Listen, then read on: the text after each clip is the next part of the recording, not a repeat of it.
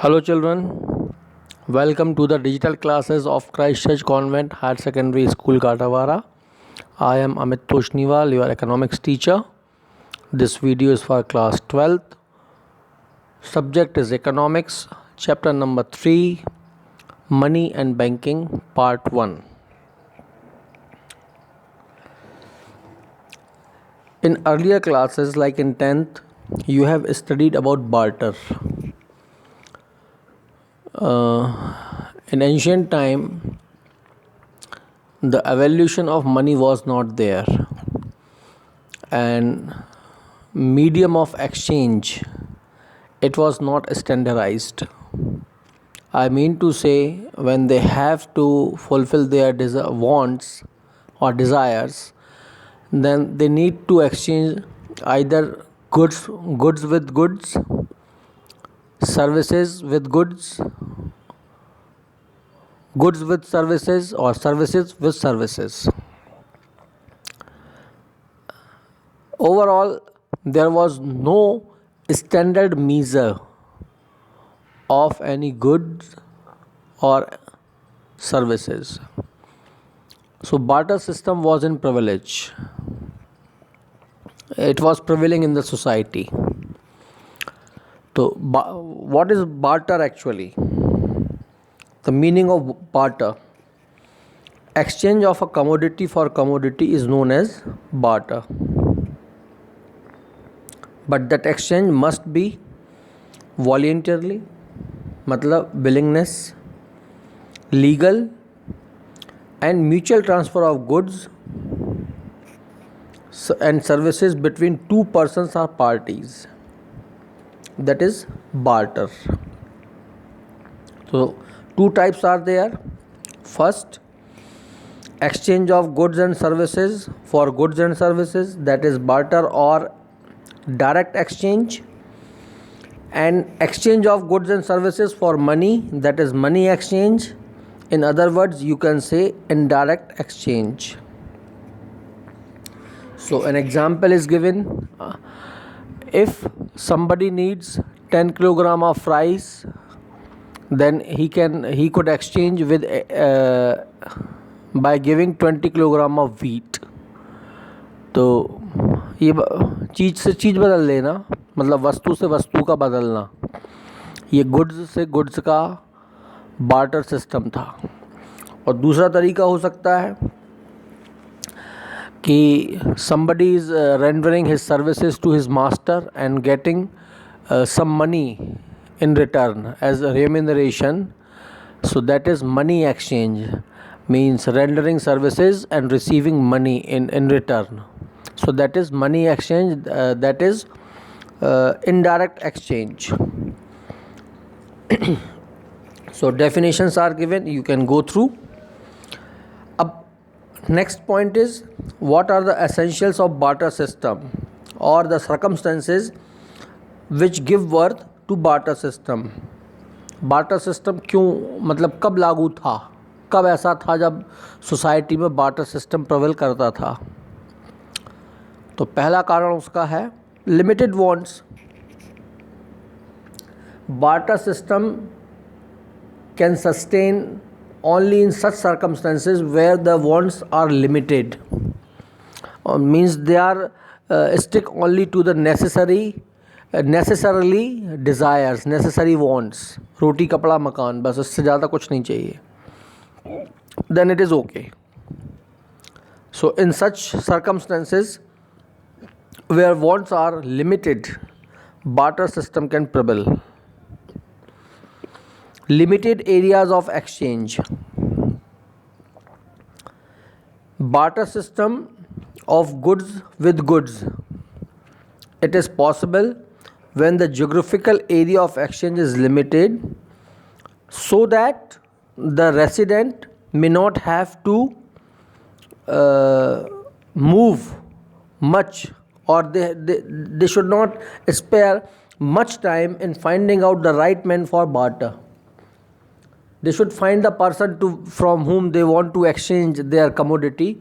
So it must belong to the same locality. Otherwise, to find a suitable match would be difficult. Third, backwardness of society. So when society is backward and uncivilized, so use of money is limited, and in such cases few and limited wants are there, so direct exchange can be done. Fourth point is need for double coincident. Barter system तभी लागू होगा when both the parties are required each others surplus. It means यदि हमें गेहूं के बदले में चावल चाहिए तो सामने वाले को चावल के बदले में गेहूं ही चाहिए होना चाहिए, ऐसा हो. मतलब दोनों पर्सन के पास जो चीज़ें एक्स्ट्रा हैं, सरप्लस में हैं, वो एक दूसरे से एक्सचेंज करना चाहते हों. So that is need of double coincident. इसके अलावा और भी पॉइंट्स अपन इसमें ऐड कर सकते हैं, जैसे कि lack of transport. If there are not sufficient and adequate means of transport, then movement of commodity is not possible.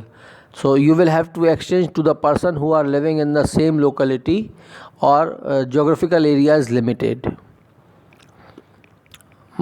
Lack of money exchange. ऐसी सोसाइटी जहाँ पर advent of money is not there, तो वहाँ पर barter system लागू हो सकता है.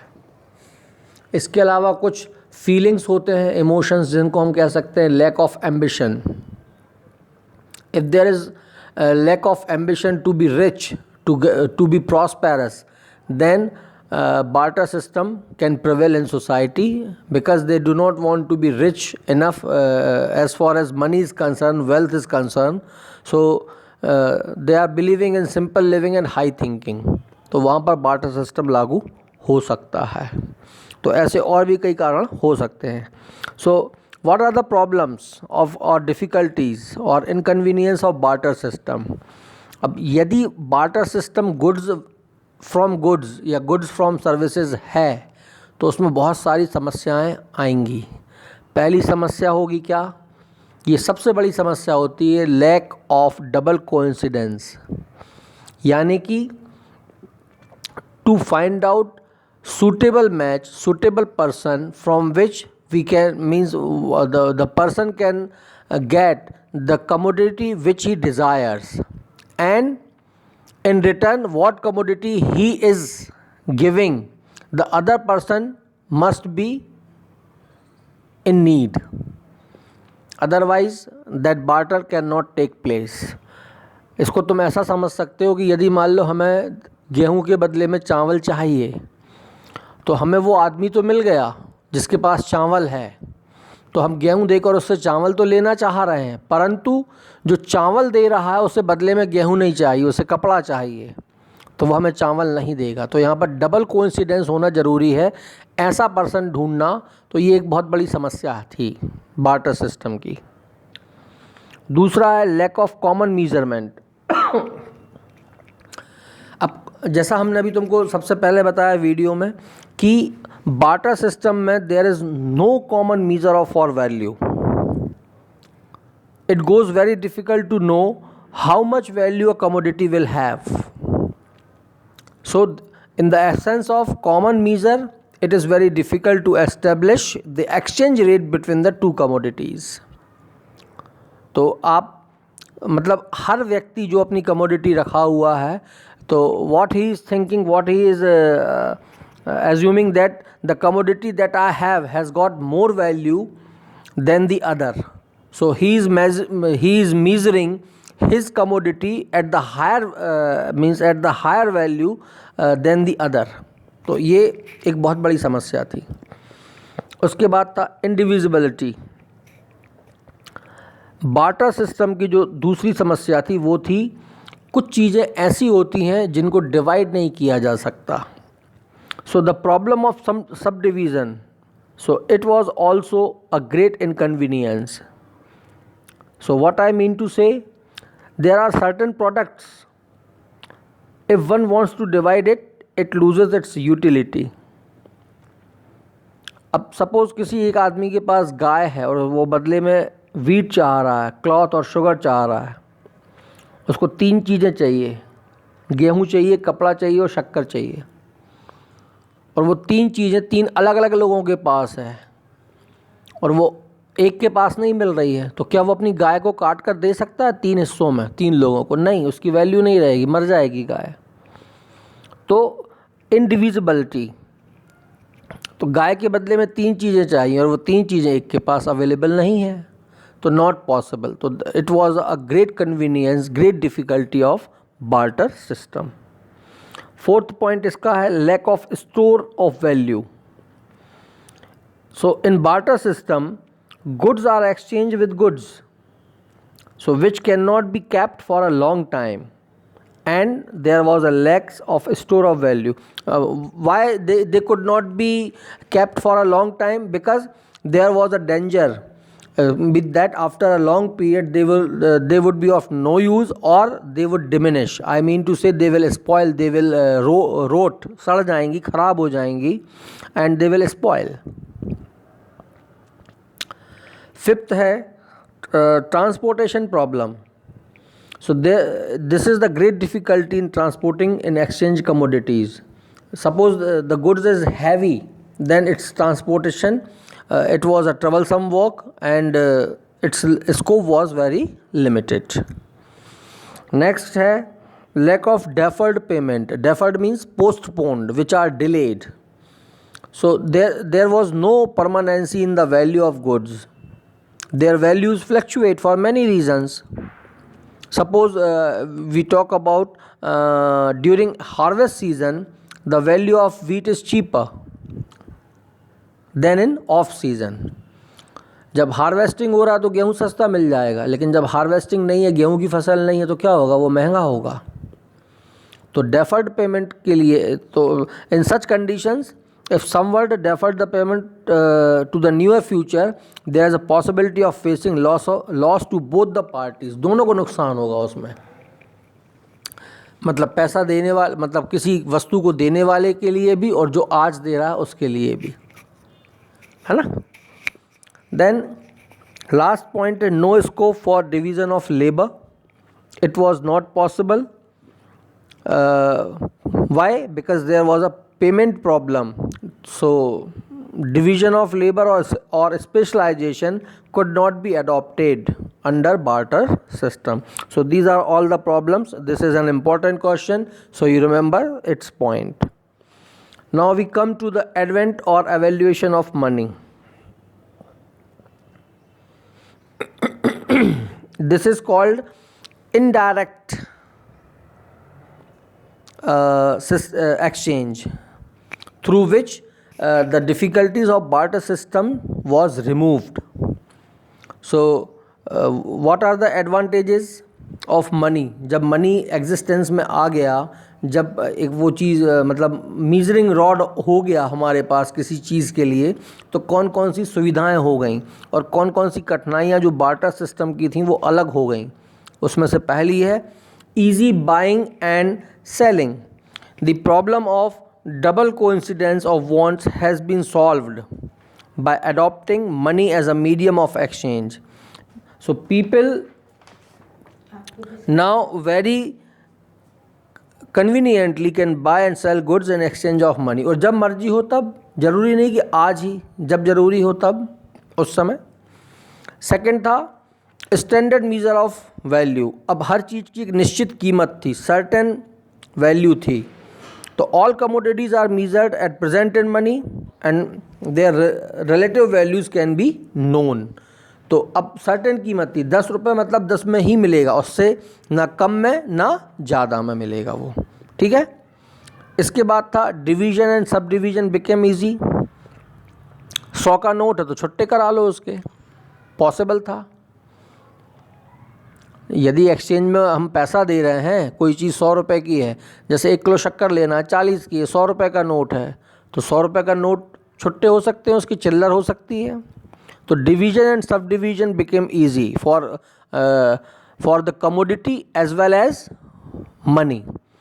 यदि मान लो आपके पास 20 रुपये है, शक्कर 40 रुपये किलो है, तो आप आधा किलो शक्कर ले लो तो भी हो जाएगा।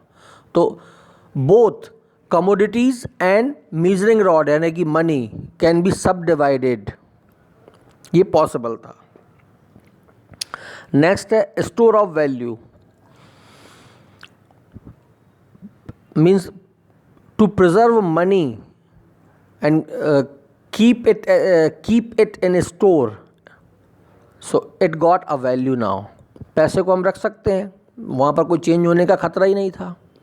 आज 100 का नोट हमें खर्च नहीं करना, रखे रहो, सड़ेगा भी नहीं, ख़राब भी नहीं होगा, कुछ नहीं होगा, जब ज़रूरत होगी तब उसे खर्च कर लेंगे। तो स्टोर वैल्यू उसकी थी, मतलब अब हो गई, सॉरी। नेक्स्ट है easy transfer of goods. Easy transfer क्यों हुआ?